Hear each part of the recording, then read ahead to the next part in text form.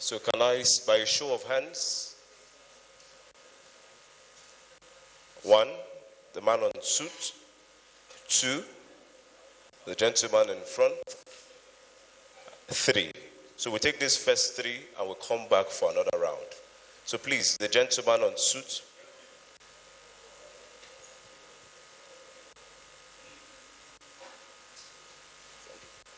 Can we get the second mic, please, to the gentleman on suit?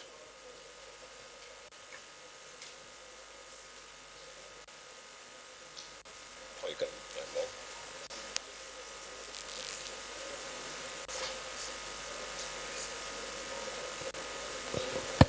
All right.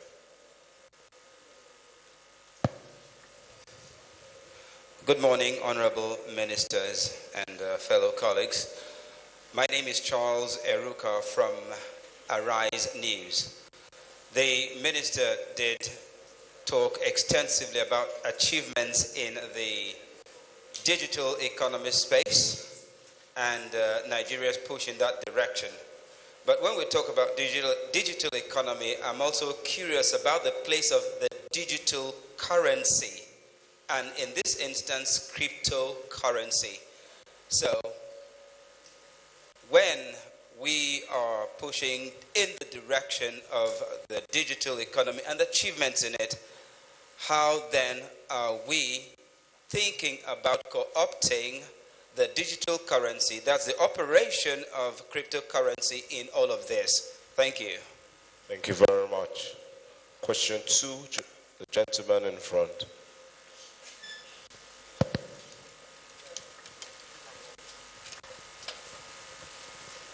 Honorable Minister, my name is Abdurrahman Abdurrauf. Well, just two questions, very short ones. The first has to do with digital trading. It is important that when we are talking about digital trading, we should be thinking of what is the cost of servicing these, trading activities, and what's going to be the consequence on the final consumers. Here I'm talking about the hike in data. It's very important we look at this. Now, what's going to be the consequence, particularly on the SMSEs? They are the one going to bear the brunt. Then the final buyers. Is government really doing anything to ensure that they assist, the operators of those trading activities? That is the first leg of the question. The second has to do with tracking of $50 billion in announcement resulting from Mr. President's trips.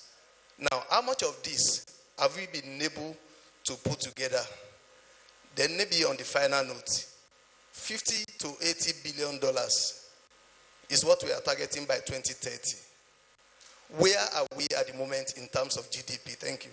Thank you very much for your 3-in-1 question. So I will throw it to the gentleman over there. Thank you. Good morning, ministers and colleagues. My name is Joshua Adams, and I report for Radio Nigeria. My question first is, at the onset of your presentation, you talk about collaboration with other ministries, and I'm particularly interested in the area of facilitating trade within the country. Talking about moving goods from the north to the south and other parts of the country. Across local government, you find these young men, stopping vehicles, and then sometimes it leads to perishing of these goods. What are you doing to ensure that goods can move freely across the country? And then secondly, talking about even entrepreneurs exporting their products. In the area of the ease of doing business, how are you working to ensure, you talked about that, but maybe you should elaborate more on what the ministry is doing to ensure that exporting of goods become a little bit easy for SMEs. Thank you, ma'am. Thank you very much. We handle these questions and then we'll come back for more. Honorable Minister. Thank you very much, Mr. Charles Ekuka from Arise News. So the digital economy space, the digital currency, cryptocurrency, I think that those are firmly questions for the Central Bank of Nigeria but since it's one government, I'll leave them to handle that. But just the other day, I was asked by someone, I think from Bloomberg, at the State House yesterday actually, about the status of the eco currency across Africa. And just speaking about currencies in particular and how they link to trade, which is my mandate, they're facilitators. When we have easier trade, it's better for everybody. And just to highlight that, Afrexim Bank actually set up a payment system that makes sure that traders can trade in their local currency. So I can pay for something in South Africa with Naira. I can pay for something in Nairobi with Naira. Someone can pay for something with the Rand in Lagos. And what this does is that it stops the need for Africans to pay correspondence banking fees, which was taking a lot of money out of the continent to London, to New York. And I believe that that's the spirit in which the question is being asked about cryptocurrency. So just to say that these are enablers, and we continue to support them because they unlock trade. In terms of digital trading again, Mr. Abdurrahman Abdul Raul, the cost of servicing trading activities and the hike in data prices, I think that Mr. President was really very restrained for a long time. The telcos had been asking, and it's because, like we all know, the cost of their doing business had gone up significantly. And it got to a stage where we were all experiencing dropped calls, and we were all experiencing the downsides of not having sufficient infrastructure to support the system. So the discussion, it was well negotiated. It was the minimum hike possible to make sure that MSMEs can also still adjust. What it speaks to is productivity. When we can produce more and we're more competitive, we then can make more to cover. It's a game of skills. So we are supporting the MSMEs. The ministry has a ton of stakeholder engagements and programs, both in the ministry and the agencies under us, like the Industrial Training Fund, like Bank of Industry, like Nexim for trading. And these interventions strengthen the businesses to be able to withstand the consequences of whatever shocks they have from the economy.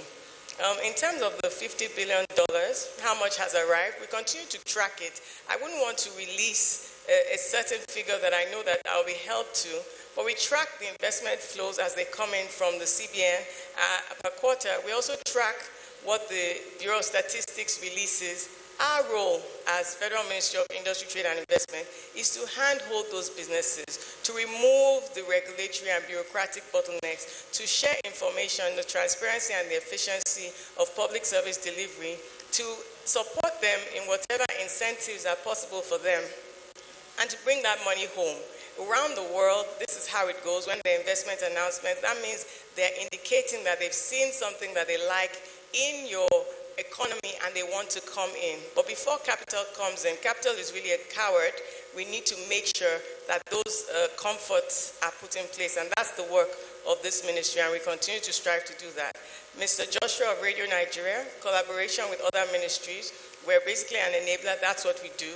And so trading within Nigeria is actually a reform from the PEBEC days, working with the Nigerian Governors Forum, working with the Joint Tax Board. I know exactly what you're talking about in terms of on market days, all the roadblocks that come up. It's the same thing towards the borders. We continue to work with all the agencies that are on ground in these, and it's good for the public to also pay attention and lend a voice so that this ease of doing business can also be facilitated as we support the trading within the country and also exporting of goods. So it's ongoing work, it's rigorous work. We all have to hold ourselves accountable on both sides of the divide, whether government or private sector, to deliver and enable the environment that we can all flourish in and be proud of. Thank you. All right. Thank you very much. So we take the second round. 1, 2, and I can see a third hand seated there. 3. Thank you. Thank you, Honorable Minister. I must applaud you for this very great achievement in this short period. My name is Bob Achanya, architect. I represent the African Center for Asia plus B Studies. I'd like to link your presentation to existential realities now.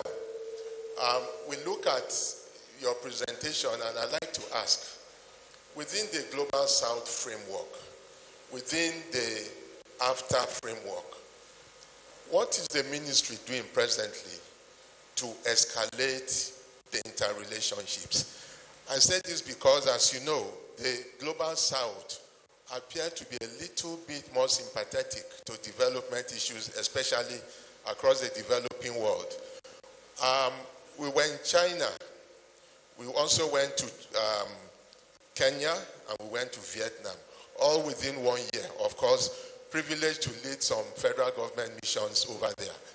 And unfortunately, what we see is that the kind of trade that should be going on intra-Africa, for instance, between Nigeria and Kenya, you surprisingly do not find it. What are we doing to do that? Especially, maybe I should add, in dairy farming. We go to the Netherlands, our milk comes from there. There's a lot of milk sitting in Kenya. And they begin to wonder, for over how many years there has not been a chamber of commerce between Nigeria and Kenya. A lot is going on in that direction. So what is the ministry doing to excite those sensibilities now and then within the global framework, the Global South framework?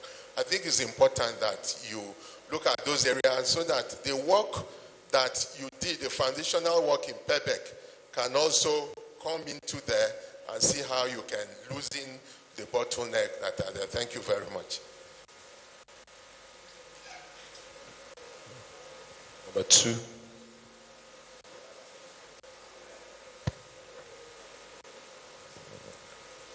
Good morning, Honorable Minister and distinguished Nigerians. My name is Sonny Daniel. I am an editor with Vanguard newspapers. I know that one of the best ways to attract investment is a conducive atmosphere and reasonable tariff. But with effect from the 1st of this month, the Nigerian Ports Authority increased tariff by 15%. I don't know if you are aware of this, and I don't know if all the sectors in the country continue to increase tariff. I don't know if you believe that this can attract direct foreign investment to Nigeria. I want you to speak to this. Thank you very much. Thank you. And then the third person behind it.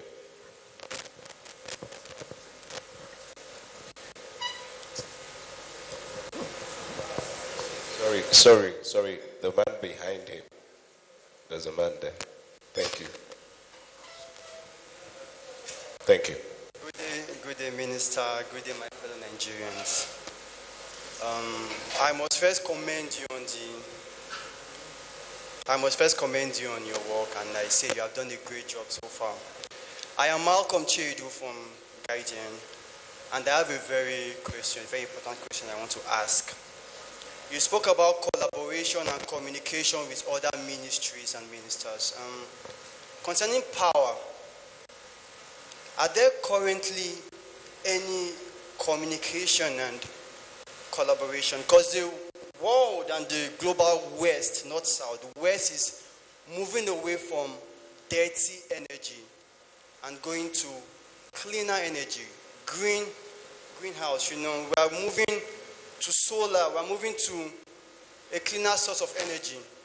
This is a big investment for Nigeria if we key into that. If we go into that, it's a very, very big business for Nigeria. How are we going about that? Are there any current, I want you to explain that for us. Thank you. All right. I think the end of that question. All right. Honorable Minister, should we take this last two? All right. So the gentleman at the end and that lady. Yes. We'll take those last two and we'll terminate. Yes. Good morning, honorable ministers. My name is Olawale Ajimotokon. I write for these day newspapers. I have 2 questions. One, I want to go back to AFCTA agreement. You'll be aware that our country, we are about 250 million population, which puts us at the risk of being the dumping ground for goods that come from countries that are signatories to this AFCTA agreement. That has always been the concern, because you know that here cost of production is high, whereas in some other countries it's very cheaper. It's cheaper to produce there. So how do you address this? I'm sure by now you should have your own opinion about this. So that how have you really assessed this, and how has it really helped our economy? The second question, I'm concerned about also that some major countries, you don't have direct flights. Some major countries that can facilitate trade. For instance, Nigeria to Brazil, the population there, and we have cultural links with Brazil. Why is it that we still don't have direct flight to Brazil? And no direct flight also to India from Nigeria, and also Trinidad and Tobago. So those are just my conference. So thank you very much. Thank you. And for gender balance, the lady. Thank you. Okay, good morning, honorable ministers. My name is Oyinye Nwachukwu from Business Day. Yeah, that's it. Okay, so I'm still staying with the Africa Continental Free Trade Agreement. Though some of my questions have been taken, but I wanted to know, because the first shipment export that we did under that AFTA was in July, and it came 5 good years after we signed that agreement. So what do we expect, or when do we expect the next shipment, to come in? That would be my question. Some of the other questions have been taken. All right, that will be all. Thank you. Honorable Minister, you may wish to respond. Thank you very much. Mr. Bob, how are we relating with Global South and the AFCFTA network framework, and what are we doing to escalate these relationships? So I didn't really have a lot of time to go into how we've mapped interests. Mr. Bayanonuga was asking me here about Trump and about US tariffs, so he just thankfully he was off the mic. So, and I've answered, and these are my last questions. But seriously, it's been a time to reassess relationships, to reassess trade pathways, to reassess what works best for Nigeria, and to build critical relationships. So from Mr. President's footprint, global footprint, you can see where the interest is, you can see where the conversations are going. I myself was in the UAE just last week, as I mentioned earlier, and then with AFCFTA, it's interesting that you mentioned that point, because when we were in Addis about 3 weeks ago, it was said that Ethiopia had a wheat surplus last year. And yet African countries were struggling to import wheat from Europe and being affected by the war in Ukraine.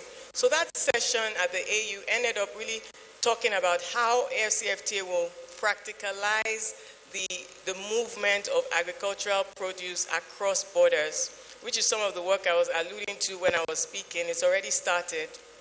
How we would have the tariff schedules that would allow produce to move freely across the payment systems, the customs procedures, the immigration rules, the value chains, all the things that would need trade to be facilitated.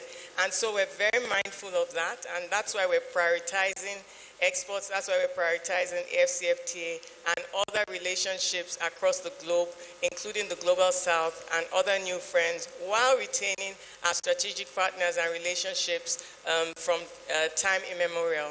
So Mr. Sonny Daniel of Vanguard Newspapers, attracting investments, it definitely needs a conducive environment and conducive tariffs. That's why we continue to push and work with the fiscal side and the monetary side of the government to make sure that We are the champions for trade in government. We're the champions for industry. We continue to work with other agencies. As you know, from PEPEC, I was working with over 50 federal agencies on ease of doing business, the people issues, the processes, and transparency. So this is very close to my heart, and we continue to engage and to ask for other pathways and to make sure that as a government we don't have unintended consequences. So it's communication that is key, and we'll continue to do that. So Mr. Chedu, collaboration and communication again with other MDAs, I just touched on this. For power, where I was just talking with the Honorable Minister of Power just yesterday at FEC, and a lot of the work that he's been doing that is already beginning to bear fruit, even with the painful challenges. I mean, I was saying it the other time when Richard Quest kind of threw that at me, power, and I said, we're working on it, and that's just the truth. We're working on it. And we also have a lot of unconventional pathways. We have renewable energy. We have a lot of IPPs around the country. Anything that private sector can do to deliver more power, to power this economy to deliver. The ministry actually has a green strategy, and I'm so glad you asked about entering the carbon credits market and all that. That's one of our targets for next quarter. So Mr. Olawale, from this day, the AFCFTA agreement and dumping. So this was what Nigeria's main reasoning was and delayed our signing. But while we're thinking about dumping and how it will negatively, there was a time during the negotiations that the other countries had to call us out that if Nigeria is shaking, what should smaller economies say? We're the giants of Africa. Our people are entrepreneurial. They're already trading in Namibia, in Kenya. They're already everywhere. So AFCFTA just helps them to trade even more. We're not afraid of things coming into our economy. We make sure through trade facilitation and rules of origin that nothing gets dumped on this economy. But at the same time, we're very bullish about exporting our quality products because our products are in demand and they are good all across the continent and the world. So the cost of production, it keeps coming down when you have economies of scale, so we continue to work on that. And I just watch out for the space. We're also looking into something around direct cargo flights across Africa for our traders because they trade a lot. So if we can bring them together, we can bring the cost down for cargo flights and further facilitate trade. So those are the kind of things that the ministry works on. I'd just like to end with Ms. Nwachukwu from Business Day, Mrs. AFCFTA first. Definitely 5 years, we didn't start as vibrantly as we could have, but we're picking up and we're being led by our businesses, our traders, and our services. They are going ahead of government. They're already trading across Africa. So ours is to facilitate for them. We signed the agreement. It's 5 years on. We actually announced our 5-year implementation review on the 16th of January when the Secretary General of the WTO Secretariat visited us here in Abuja. And we're re-strategizing on how to optimize. It's one of our main priorities for Mr. President's agenda. So with that, thank you.